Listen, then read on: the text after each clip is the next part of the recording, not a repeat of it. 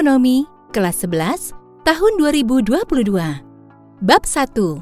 Badan Usaha dalam Perekonomian. Sub E tentang koperasi. Bagian 1.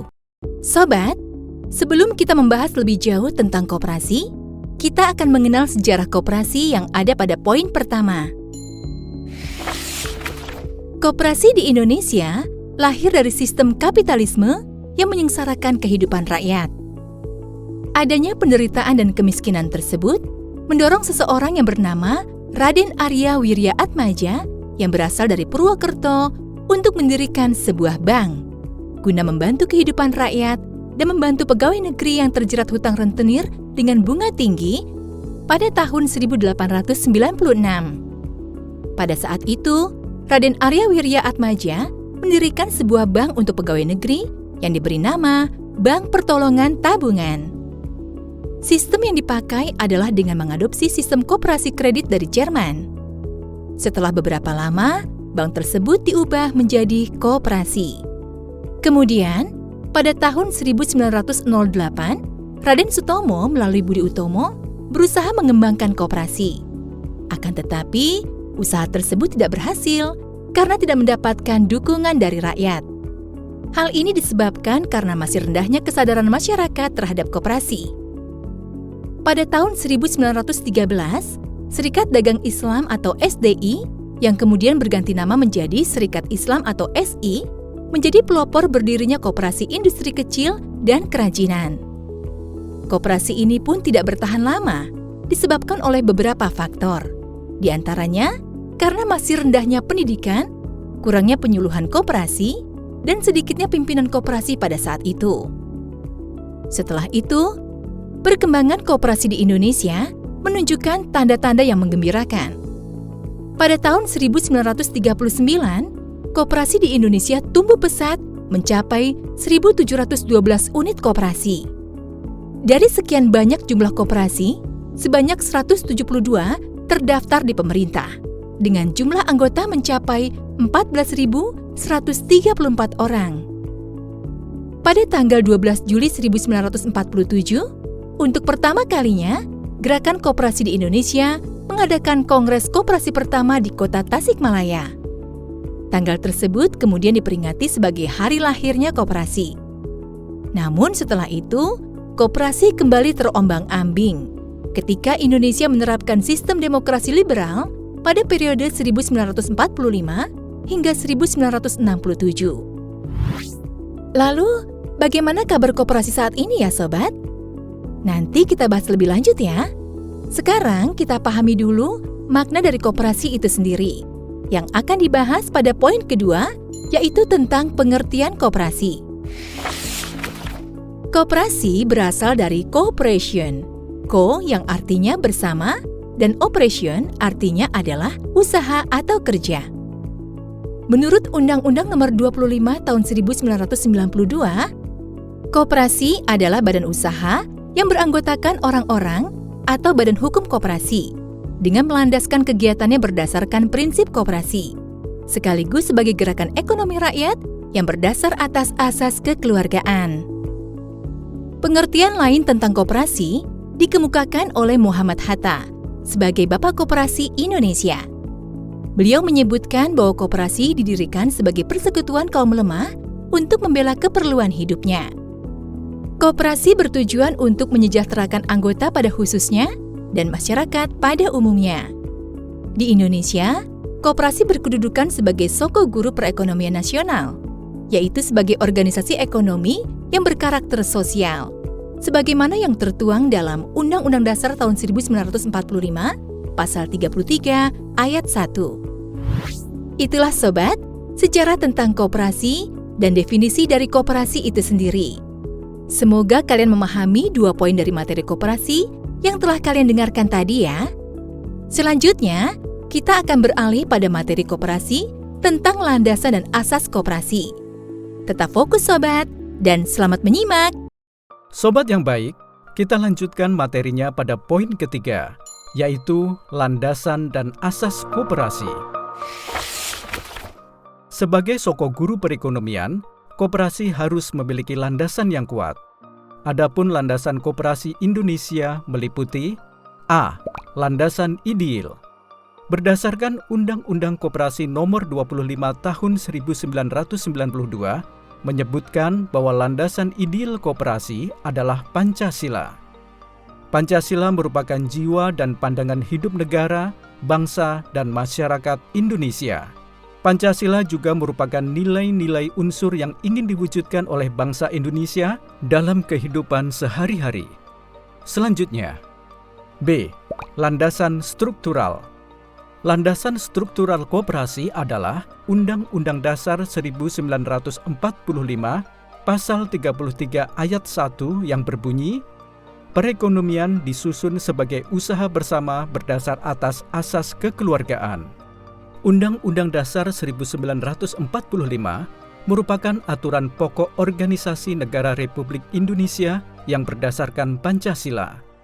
Dalam Undang-Undang Dasar 1945, terdapat berbagai ketentuan yang mengatur berbagai aspek kehidupan bangsa Indonesia dalam bernegara, dan C.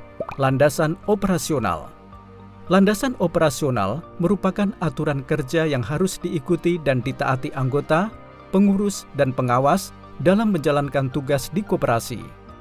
Landasan operasional tersebut terdiri atas Undang-Undang Nomor 25 Tahun 1992 tentang perkoperasian, anggaran dasar, dan anggaran rumah tangga. Dalam kegiatannya, koperasi berlandaskan atas asas kekeluargaan dan gotong royong. Itulah sobat, landasan dan asas koperasi. Selanjutnya, kalian akan belajar mengenai prinsip koperasi yang terdapat pada poin keempat pada audio berikutnya. Wow, ternyata koperasi itu banyak manfaatnya ya sobat. Dengan hadirnya koperasi, turut membantu perekonomian masyarakat. Dan yang paling penting adalah tujuan utamanya, yaitu membantu ekonomi masyarakat. Baiklah, kita masih akan lanjutkan materi tentang koperasi ini ya. Bagaimana? Masih semangat? Agar rileks, kalian bisa merenggangkan otot-otot kalian dengan berjalan kaki untuk mengambil minum atau kudapan yang kalian sukai. Sambil mengambil minuman dan makanan atau kegiatan lain, kita lanjutkan materinya ya. Beginilah istimewanya buku audio. Kalian bisa mendengarkan materi sambil melakukan aktivitas yang lain. Keren ya? Tapi telinga tetap fokus ya, agar materinya tidak menguap begitu saja. Sebelum kita lanjutkan pada materi koperasi bagian 2, pada poin keempat tentang prinsip koperasi dan materi lainnya yang berkaitan dengan koperasi, kalian pastikan alat tulis kalian tersedia ya, agar poin-poin penting yang kalian simak bisa kalian catat. Baiklah sobat, kita akan bertemu kembali ya pada audio berikutnya, masih di dalam bab 1, yaitu subbab E tentang koperasi bagian 2. Sampai jumpa! Setelah kalian menyimak tentang koperasi sebelumnya, tentu kalian telah mengetahui sejarah lahirnya koperasi ya. Selain Bung Hatta, yang dikenal sebagai Bapak Koperasi Indonesia, ternyata ada seorang yang mengawali cikal bakal adanya koperasi di Indonesia ya. Siapakah beliau? Ya, Raden Arya Wirya Atmaja. Raden Arya Wirya Atmaja yang berasal dari Purwokerto mendirikan sebuah bank guna membantu kehidupan rakyat dan membantu pegawai negeri yang terjerat hutang rentenir dengan bunga tinggi pada tahun 1896. Pada saat itu, Raden Arya Wirya Atmaja mendirikan sebuah bank untuk pegawai negeri yang diberi nama Bank Pertolongan Tabungan. Sistem yang dipakai adalah dengan mengadopsi sistem koperasi kredit dari Jerman. Kemudian pada tahun 1913, Serikat Dagang Islam atau SDI yang kemudian berganti nama menjadi Serikat Islam atau SI, menjadi pelopor berdirinya Koperasi Industri Kecil dan Kerajinan.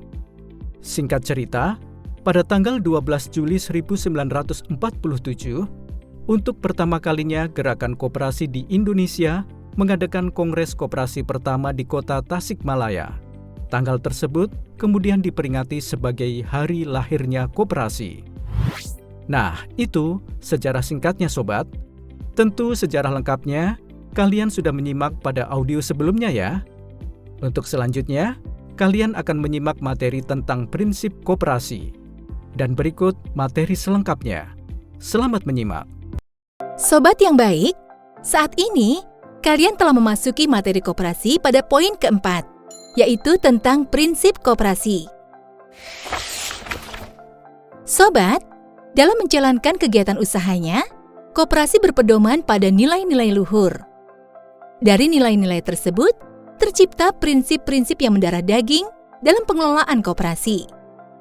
Menurut Undang-Undang Nomor 25 Tahun 1992, prinsip koperasi Indonesia adalah sebagai berikut.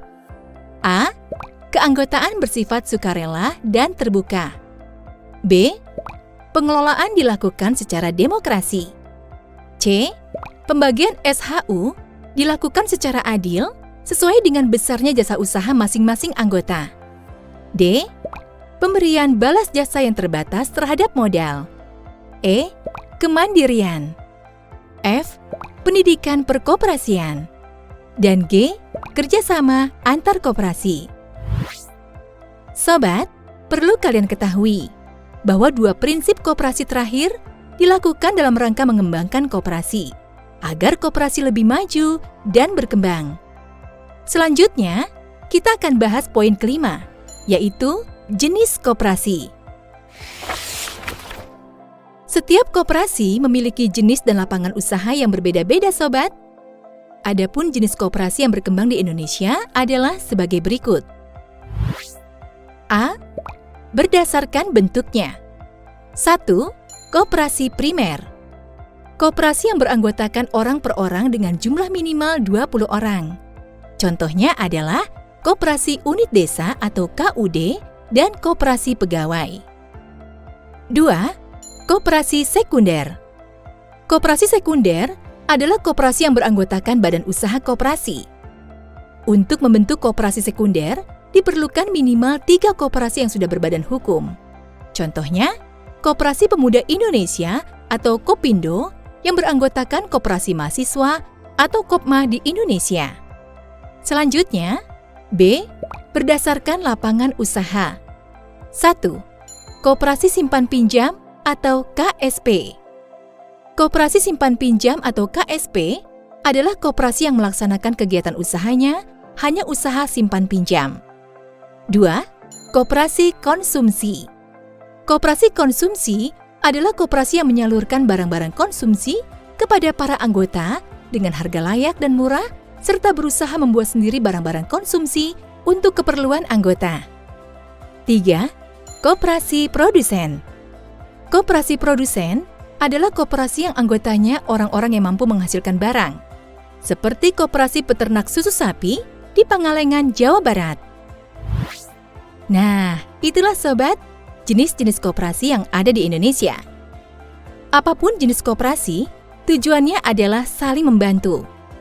Ini artinya, kegiatan dalam koperasi, jika dilakukan sesuai dengan aturan yang berlaku, maka bisa menjadi nilai kebaikan untuk seluruh anggota yang ada di dalamnya. Semoga kebaikan melalui koperasi ini bisa terus mengalir, sehingga kebaikannya terus hidup meskipun kelak anggotanya sudah tidak ada. Sobat yang baik, kita lanjutkan ya materi tentang koperasi bagian kedua ini pada poin ke-6, yaitu tentang perangkat organisasi koperasi. Menurut Undang-Undang Nomor 25 Tahun 1992, perangkat organisasi koperasi terdiri dari A. Rapat anggota. Rapat anggota merupakan pemegang kekuasaan tertinggi dalam koperasi. Rapat anggota dihadiri oleh seluruh anggota koperasi. Terdapat beberapa hal yang disepakati di dalam rapat anggota, di antaranya yaitu 1. Penetapan anggaran dasar koperasi. 2. Kebijakan umum di bidang organisasi manajemen dan usaha koperasi. 3. Pemilihan, pengangkatan, pemberhentian pengurus, dan pengawas. 4. Rencana kerja, rencana anggaran pendapatan dan belanja koperasi, serta pengesahan laporan keuangan koperasi. 5. Pembagian sisa hasil usaha. Selanjutnya, B. Pengurus. Pengurus merupakan pemegang kuasa rapat anggota. Pengurus dipilih dari dan oleh anggota koperasi dalam rapat anggota. Adapun masa jabatan pengurus koperasi adalah selama 5 tahun. Pengurus mempunyai tugas antara lain sebagai berikut. 1. Mengelola koperasi dan usahanya. 2. Mengajukan rancangan rencana kerja serta rancangan rencana anggaran pendapatan dan belanja koperasi. 3. Menyelenggarakan rapat anggota. Dan 4. Mengajukan laporan keuangan juga pertanggungjawaban laporan tugas. C. Pengawas. Pengawas dipilih dari dan oleh anggota koperasi dalam rapat anggota. Pengawas juga bertanggung jawab terhadap rapat anggota. Adapun tugas pengawas koperasi antara lain sebagai berikut. 1. Melakukan pengawasan terhadap pelaksanaan kebijaksanaan dan pengelolaan koperasi. 2. Membuat laporan tertulis tentang hasil pengawasannya. Adapun dalam melaksanakan tugasnya, pengawas harus merahasiakan hasil pengawasannya terhadap pihak ketiga. Nah, itulah sobat, perangkat organisasi dalam koperasi yang terdiri dari rapat anggota, pengurus, dan pengawas. Selanjutnya, kalian akan menyimak materi koperasi pada poin ke-7, yaitu tentang permodalan koperasi. Tetap fokus ya sobat, dan selamat menyimak. Bagaimana sobat? Sejauh ini kalian sudah memahami materi tentang koperasi?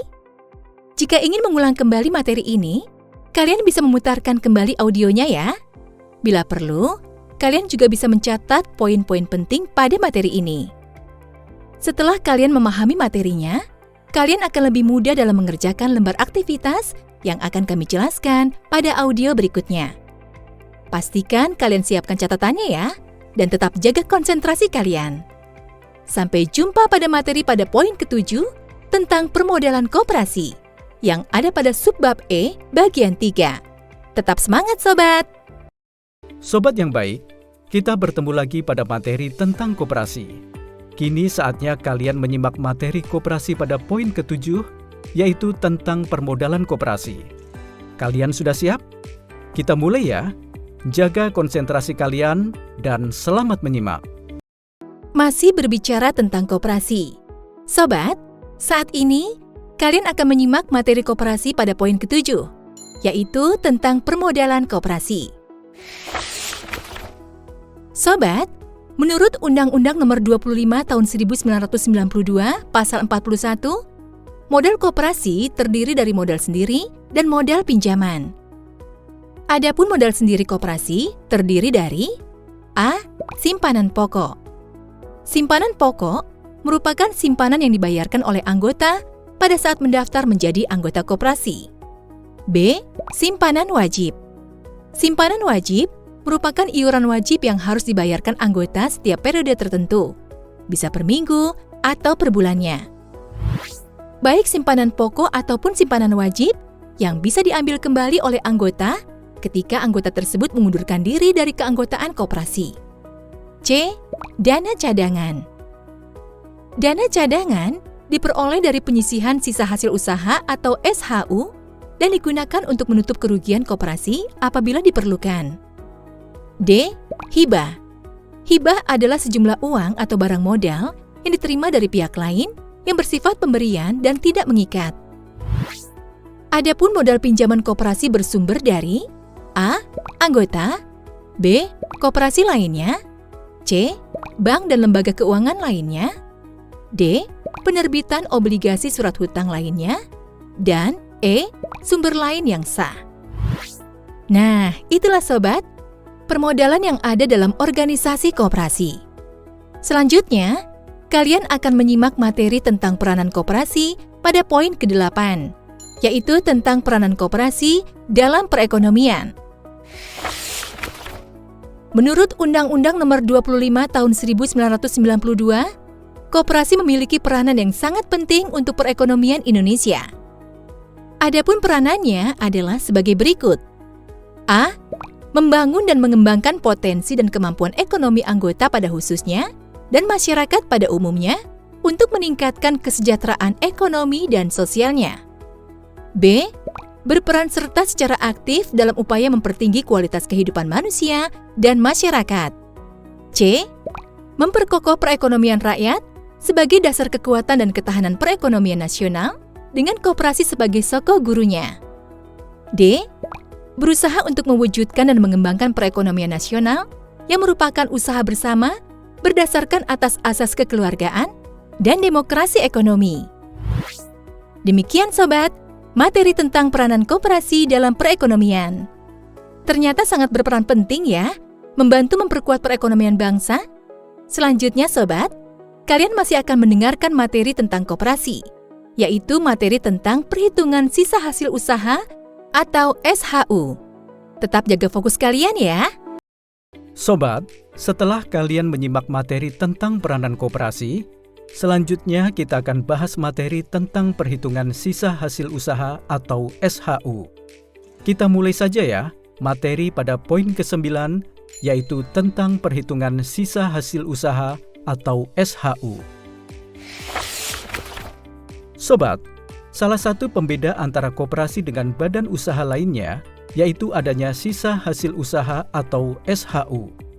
SHU diatur dalam Undang-Undang Nomor 25 Tahun 1992 Pasal 45. SHU koperasi merupakan pendapatan koperasi yang diperoleh dalam 1 tahun buku dikurangi dengan biaya, penyusutan dan kewajiban lainnya, termasuk pajak dalam tahun buku yang bersangkutan. SHU setelah dikurangi dana cadangan dan dibagikan kepada anggota sebanding dengan jasa usaha yang dilakukan oleh anggota terhadap koperasi. Selain itu, SHU juga digunakan untuk pendidikan perkoperasian dan keperluan lain dari koperasi sesuai dengan keputusan rapat anggota. SHU koperasi yang diterima oleh anggota bersumber dari 2 kegiatan ekonomi yang dilakukan oleh anggota sendiri, yaitu A. SHU jasa modal. Perhitungan diambil dari seluruh simpanan yang dimiliki oleh anggota. Adapun rumusnya yaitu SHU jasa modal sama dengan simpanan anggota yang bersangkutan dibagi total simpanan seluruh anggota dikali persentase SHU untuk jasa modal. Kemudian B. SHU jasa anggota atau jasa usaha. Perhitungan sisa hasil usaha yang diberikan kepada anggota berdasarkan 1. Jasa pinjaman. SHU jasa pinjaman sama dengan pinjaman anggota yang bersangkutan dibagi total pinjaman seluruh anggota dikali persentase SHU untuk jasa pinjaman. 2. Jasa pembelian anggota. SHU jasa penjualan sama dengan pembelian anggota yang bersangkutan dibagi total omset koperasi dikali persentase SHU untuk jasa penjualan. Nah, itulah cara perhitungan sisa hasil usaha.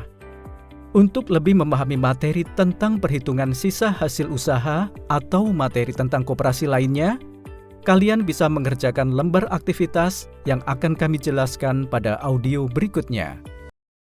Bagaimana Sobat? Sejauh ini kalian sudah memahami materi tentang koperasi? Jika ingin mengulang kembali materi ini, kalian bisa memutarkan kembali audionya ya. Bila perlu, kalian juga bisa mencatat poin-poin penting pada materi ini. Setelah kalian memahaminya, kalian akan lebih mudah dalam mengerjakan lembar aktivitas yang akan kami jelaskan pada audio berikutnya. Semoga dengan lembar aktivitas yang akan kalian kerjakan nanti, akan membuat kalian lebih memahami tentang koperasi.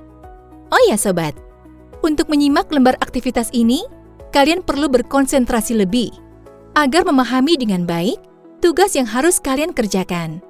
Pastikan juga alat tulis dan catatannya ya. Baiklah, sampai jumpa pada audio berikutnya pada subbab E tentang koperasi bagian 4. Tetap semangat! Sobat yang baik, saat ini kalian telah memasuki lembar aktivitas materi tentang koperasi. Lembar aktivitas ke-7 yaitu mengamati koperasi di lingkungan rumah bagian 1. Dan berikut petunjuk pengerjaannya. 1. Lembar aktivitas ini dikerjakan secara individu. 2. Amati lingkungan sekitar kalian. Apakah terdapat koperasi atau tidak? 3. Hasil pengamatan kalian tuliskan dalam sebuah tabel. Adapun tabel yang harus kalian buat adalah sebagai berikut. Silakan kalian buat 3 kolom ke kanan dan 10 baris ke bawah. Pada kolom pertama, kalian isi dengan nomor. Pada kolom kedua, kalian isi dengan pertanyaan. Dan pada kolom ketiga, kalian isi dengan hasil pengamatan. Selanjutnya, pada kolom nomor, kalian isi dengan angka. Mulai dari angka 1 hingga angka 9. Kemudian pada kolom pertanyaan nomor 1, kalian isi dengan pertanyaan, apa yang ada di benak kalian ketika mendengar kata koperasi? Pada kolom pertanyaan nomor 2, kalian isi dengan pertanyaan, apakah di wilayah tempat tinggal kalian terdapat koperasi? Pada kolom pertanyaan nomor 3, kalian isi dengan pertanyaan, apa yang dijual atau ditawarkan dari koperasi tersebut? Menjual barang atau menawarkan jasa? Pada kolom pertanyaan nomor 4, kalian isi dengan pertanyaan, apakah ada anggota keluarga kalian yang menjadi anggota koperasi? Dan siapa? Pada kolom pertanyaan nomor 5, kalian isi dengan pertanyaan, keuntungan apa yang diperoleh oleh keluarga atau saudara kalian yang sudah menjadi anggota koperasi tersebut? Pada kolom pertanyaan nomor 6, kalian isi dengan pertanyaan, apakah masyarakat sangat terbantu oleh adanya koperasi tersebut? Pada kolom pertanyaan nomor 7, kalian isi dengan pertanyaan, menurut pendapat kalian, apa perbedaan koperasi dengan badan usaha lain? Pada kolom pertanyaan nomor 8, kalian isi dengan pertanyaan, apakah kalian tertarik untuk menjadi anggota koperasi?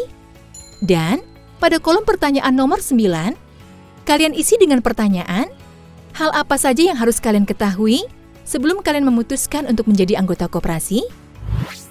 Itulah sobat, 9 pertanyaan pada lembar aktivitas ke-7 yang harus kalian jawab dan amati dengan saksama. Selamat mengerjakan! Sobat yang baik, setelah kalian menyimak lembar aktivitas yang ke-7 bagian 1, kini saatnya kalian menyimak lembar aktivitas ke-7 bagian 2, yaitu masih mengamati koperasi di lingkungan rumah kalian. Dan berikut petunjuk pengerjaannya. 1. Lembar aktivitas ini dikerjakan secara berkelompok. 2. Cari informasi dari sumber yang relevan. 3. Presentasikan hasil diskusi kelompok kalian di depan kelas ya. Dan berikut materi yang harus kalian diskusikan. Sobat, tahukah kalian bahwa Undang-Undang Koperasi pernah diubah pada tahun 2012 menjadi Undang-Undang Nomor 17 Tahun 2012? Akan tetapi pada tahun 2017, Undang-Undang Koperasi kembali berpatokan pada Undang-Undang Nomor 2 Tahun 1992.